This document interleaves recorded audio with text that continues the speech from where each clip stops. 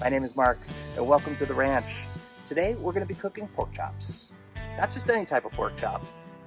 2-inch thick cut pork chops that I bought yesterday. We're going to be slow cooking them using my Weber kettle and the slow and sear. So what we'll do is we'll cook them to about within 10 degrees of their final temperature on the indirect side of the kettle. And then when they're at that point, we'll move them over to the sear zone and we'll sear them for about 2 minutes each side. Normally I would use my Weber Smoky Mountain if I was going to be slow cooking, but I decided to use the kettle today with the slow and sear because it's a shorter cook and I did want to have that sear zone available to kind of lock in that flavor on the outsides of the pork chop. So let's get started. I'm going to run inside, we will season these up, and we'll come back out and we'll get the pit fired up and ready to go.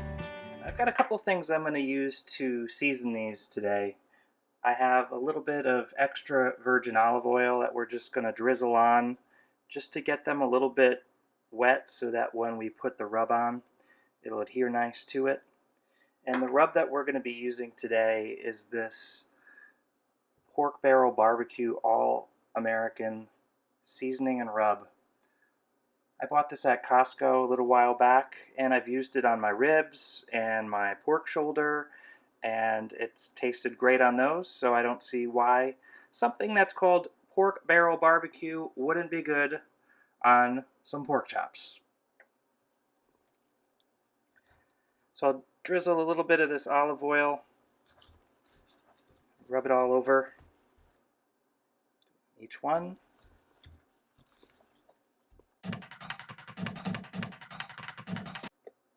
Now we'll add a little bit of the rub, and I'm going to make sure that I get this rub all over to the top.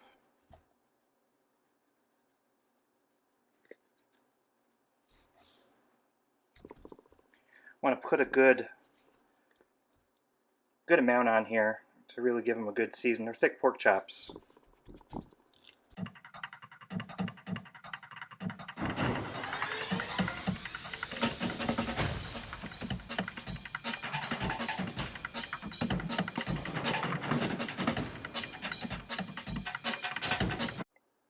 These look seasoned up pretty good. I'm just going to put them back in the fridge for a little bit, and I'm going to run outside. We're going to fire up the pit, get that up to temperature, and then we'll bring these back out and put them on the grill.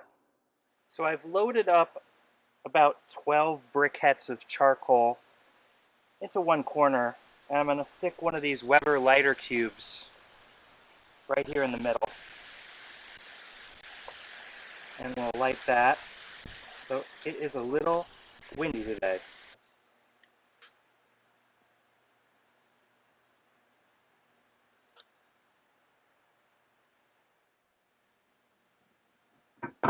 So we'll let that get going. Once that catches, I've got the bottom vent all the way open. We'll let those coals heat up, and then we will fill this up with a little bit of hot water because we want to keep the temperatures down. And then once that's up to about 225-ish or so, we'll put the pork chops on. Starting to heat up a little bit. I'm going to add a little more charcoal to the other side here. I don't think I'm going to need that much, but just in case. I'm also going to add some pieces of applewood to give it a little bit of a smoke flavor as well. Also going to use a temperature probe connected to my ThermoWorks smoke. That way we can keep an eye on the temperature of the indirect side. We want to keep it around 250 degrees or so. I'm going to close this up and we'll let it continue to heat up. And once it gets to around 225 degrees, we will add the pork chops. I'm going to add a quart of hot water into this water reservoir, and that'll act as a little bit of a heat shield, a little heat barrier. It will also add some moisture to the air inside the pit. The temperature of the pit is just over 200 degrees right now. I'm going to add the pork chops.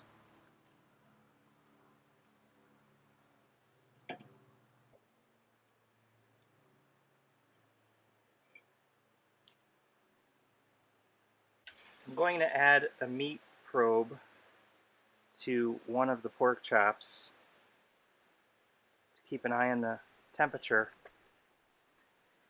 And once that gets to about 90 degrees,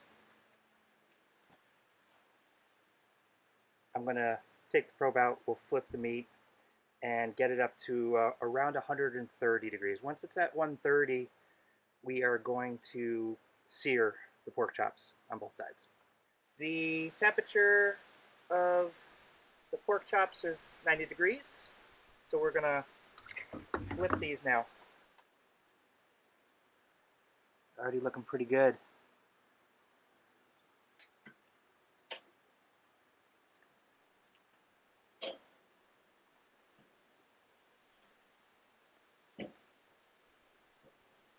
Just put the probe back in.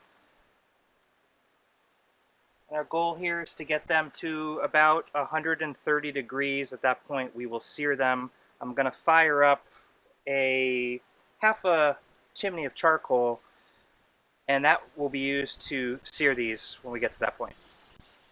The temperature of the pork chops is about 110 degrees right now, so I fired up about half a chimney of charcoal, and we'll use this in the slow and sear so that we'll get a little extra heat from it. I know there's some charcoal already in the kettle, but I don't think it's enough to really sear the meat, so I figured it would be a good idea to fire up a little bit more. According to the meat probe, we're at about 127 degrees inside these pork chops. So I'm going to pull these off.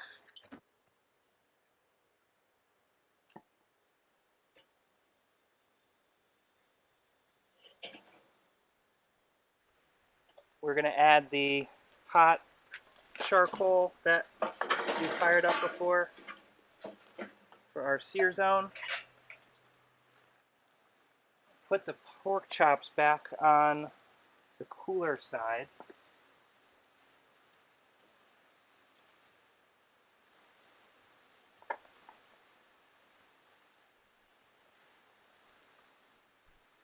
And we're going to swing these right around onto the sear zone. And we'll keep that on there for about a minute. So it's been about a minute on that one side, so I'm going to move these over to the other side. And we'll flip them over. You can already see them sizzling there on the edges.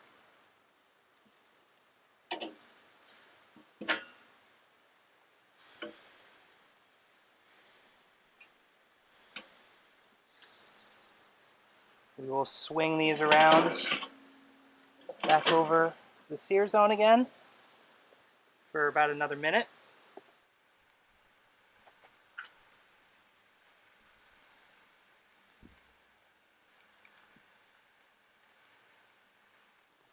So that's been about another minute on that side.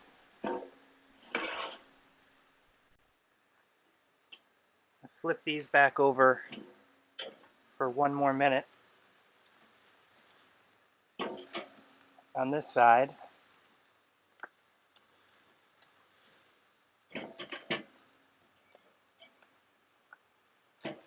You think I never used tongs before? They are looking really yummy. Can't wait to taste them. So that's been about a minute. I'll move these back over here. You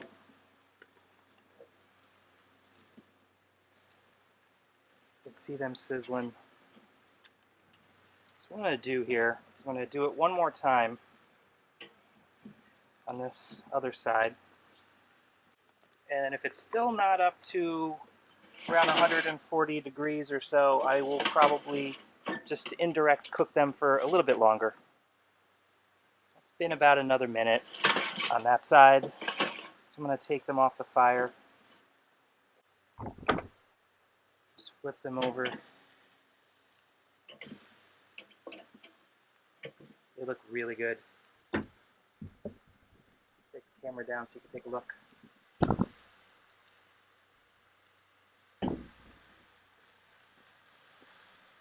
Give these a quick probe, see where we are. Yeah, it's still in the like 130s, which is fine. So we'll shut the lid. We'll let these cook for a little bit more. We want to get them up to, doneness is 145. We'll probably take them off around 140 or a little over that, and we'll cover them in foil for a little bit.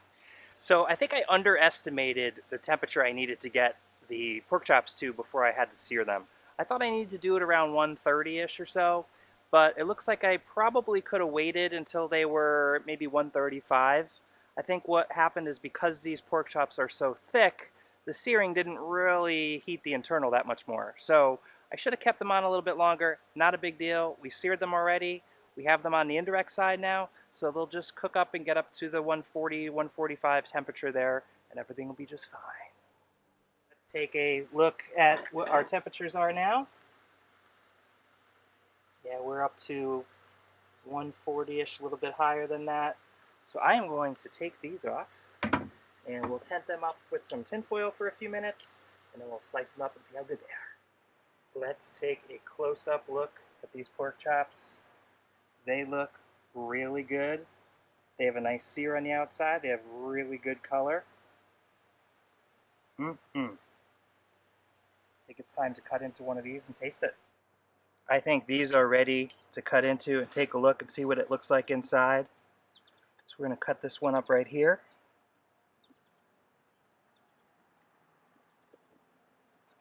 It's nice and tender. You can hear how moist it is.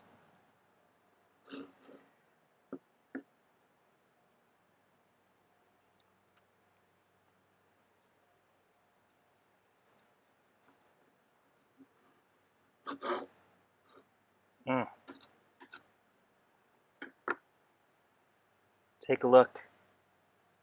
You can just see the moisture in there. It's dripping all over the place here. Let's take a little taste of this. Alright, I cut a nice piece of this off. Take again another look at this. Really yummy looking.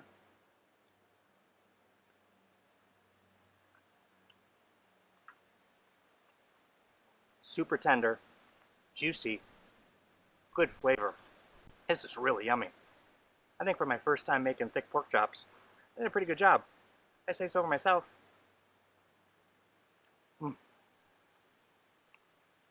My wife is actually making some baked apples inside, so we'll have that with the pork chops. That should be a delicious combination. I hope you enjoyed this video. I really enjoyed making it, and cooking it, and smelling it, and tasting it. It really came out good. Like I said before, I never made thick pork chops like this before, and it went a little bit differently than I thought, but in the end, the result was really delicious. I just finished eating it too, and as you can see here, we had the pork chop, a sweet potato, and some fried up apples that my wife made, and it was really delicious. If you enjoyed the video, I hope you'll give it a like, share it with your friends, and subscribe if you're not already a subscriber. I look forward to you joining me in my next video. Thanks for coming out. I'll see you next time at the ranch.